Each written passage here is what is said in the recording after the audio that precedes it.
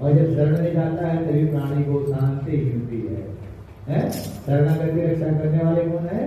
परमात्मा है। परमात्मा का नाम एक नाम है दीनबंधु, एक का नाम है दीनानाथ, एक का नाम है करुणानिधान, एक का नाम है गरीब निवास। भगवान के ये सब नाम है। हरि के 1000 नाम, लाख नाम कृष्ण के है। जो ही भगवान को जिस नाम से पुकारे परमात्मा उसी नाम से ही भक्त की रक्षा करता है। अभी आपने स्वर्ग का और नर्क के बारे में सुन रहे थे, ठीक है? स्वर्ग क्या है और नर्क क्या है? ये मनुष्य का शरीर ही स्वर्ग है, अब मनुष्य का शरीर ही ये नरक है।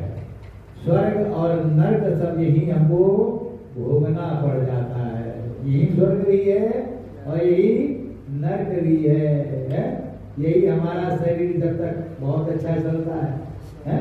सब कुछ अच्छा है, चलना फिरना उठना बैठना सोना जागना है, कितना अच्छा लगता है, बड़ा अच्छा आनंद आता है? तो क्या है?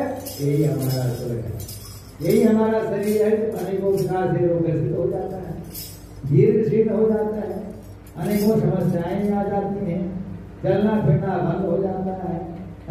और अंत में खाद कर कहीं पड़ गया, कहीं 2 महीना 4 महीने 6 महीने, अब कोई सेवा करने वाला ना हो, है? तो अंत में क्या होता है? वही नर्क हो जाता है? तो ये शरीर ही स्वर्ग है और शरीर ही नर्क है। तो भगवान का जो होता है गुणानुवाद करो, भगवान का ध्यान करो और भगवान से प्रार्थना करो, महाराज हमें जो होता है ऐसा मुक्ति दो, है कि किसी से सेवा करने का मौका भी ना हो, है? ऐसा परमात्मा की कृपा हमारे ऊपर हो जाए। तो कहा भाई इस एकादशी का नाम क्या है? बलुंठनी एकादशी। ये वैशाख का महीना कृष्ण पक्ष और एकादशी का जो है नाम ये बलुंठनी एकादशी कहा जाता है।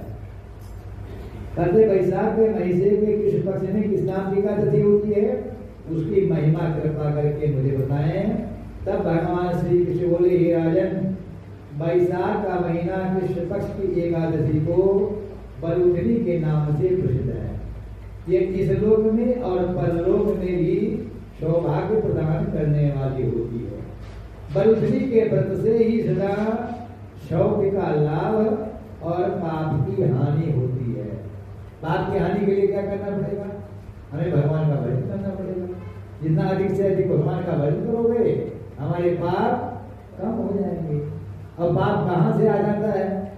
हम जानबूझ के नहीं करते फिर भी पाप हमसे हो जाता है? प्राणी तो होता है जानबूझ के नहीं करता है फिर भी पाप हो जाता है। भाई कैसे हो जाता है? पहले गांव में माताएं बड़ी चक्की चलाती थी और चक्की में कभी कभी कीड़े भी वहां पहुंच जाते थे, और जब चक्की शुरू हो जाती तो पीछे कीड़े भी उसमें चले जाते थे। हम लोग बड़ा प्रेम से चलते, बड़ा ध्यान से चलते हैं।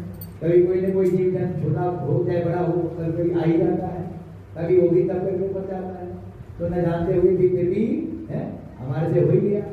तो गाय के द्वारा, भाषी के द्वारा, फांसी के द्वारा जो हमारे पाप कभी हो जाते हैं तो किसे दूर होते हैं? भगवान का भजन करने से, परमात्मा का ध्यान करने से, परमात्मा का स्मरण करने से ये हमारे पाप दूर हो जाते हैं। यहाँ तक कि रामचरितमानस में लिखा है, एक बार जो जीव है एक बार भगवान के समीप आ जाता है